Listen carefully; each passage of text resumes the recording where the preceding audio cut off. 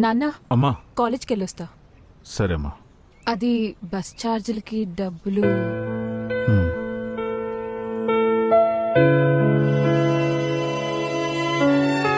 ఈరోజు కాలేజ్కి వద్దులేమ్మా.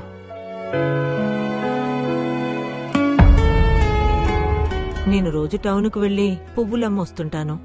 రాను పోను ఖర్చులే ఎక్కువ అవుతుండటంతో చాలా ఇబ్బంది పడుతున్నాను. మా అమ్మ ఊళ్ళో ఉంటుంది.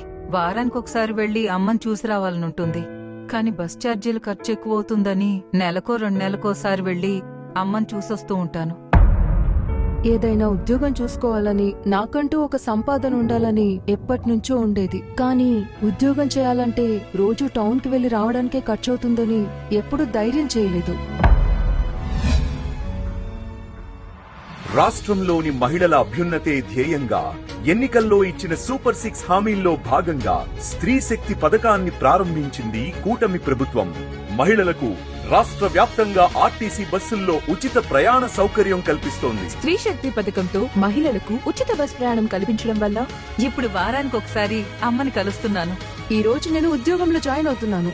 చిన్న ఉద్యోగమే కానీ నా సంపాదన. ఎలాంటి ఖర్చు లేకుండా రోజు టౌన్కి వెళ్ళొస్తున్నాను. నా పని నేను చేసుకోగలుగుతున్నాను.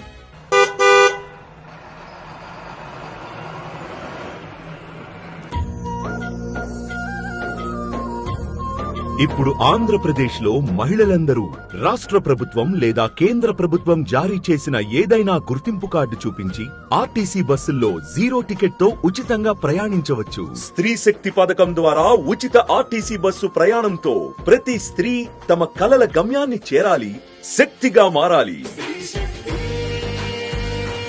Super 6 super hit. Super 6 super hit.